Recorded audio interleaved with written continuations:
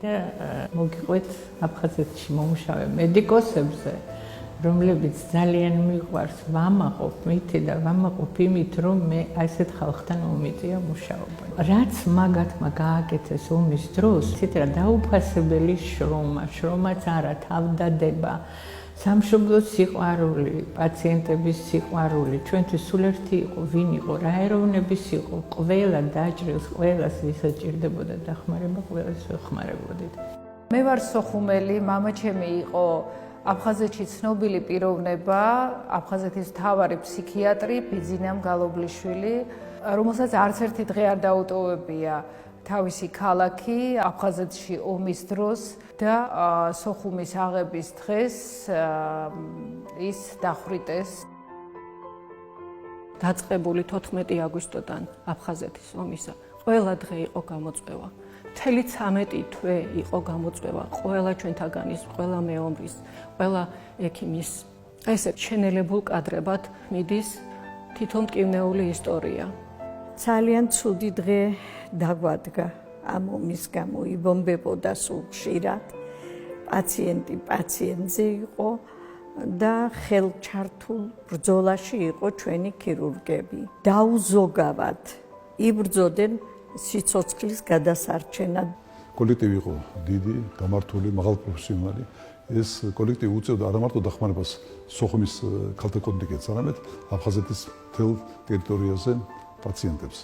1500 ექიმი იყო მთელ აფხაზეთში და მაგალითად დიდი პროცენტი ქართველები იყო რასაკვირველია, მაგრამ კოლექტივში იყო ბერძენი, რუსი, სომეხი, აფხაზები რასაკვირველია და ექიმობა ეს არის პროფესია, რომელსაც არა აქვს ეროვნება, არა აქვს საზღვრები და ეს არის ყველაზე ჰუმანური პროფესია მთელ მსოფლიოში, ყველა პროფესიას შორის.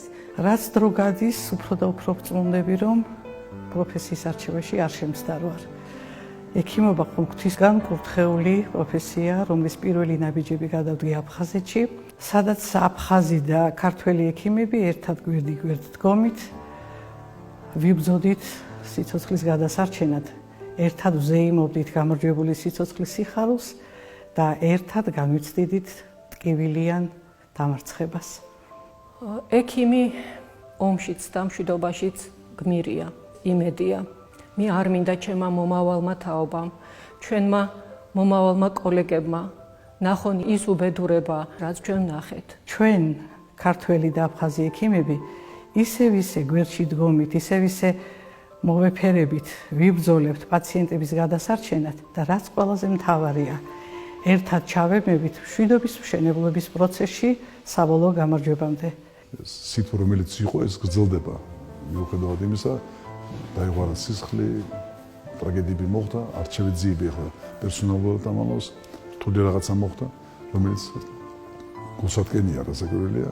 ძალიან ბევრი პაციენტი ჩამოდის, თუნდაც ეხლა მყავს აფხაზეთიდან ჩამოსული პაციენტი, ძალიან ბევრი ჩამოდის გალიდან, ბევრი ჩამოდის გუდაუთიდან, სოხუმიდან და მათ ყველას სჭირდებათ თანაგრძნობა, სჭირდებათ დახმარება.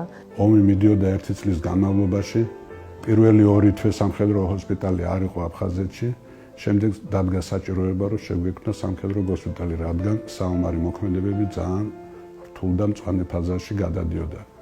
1 დეკემბერს გაიხსნა სამხედრო ჰოსპიტალი და როგორც აღმოჩნდა, ეს იყო ხერხემალი მედიცინის მთლიანად. სამხედრო ჰოსპიტალი მოიცავდა კოორდინაციას მთლიანი მასშტაბით.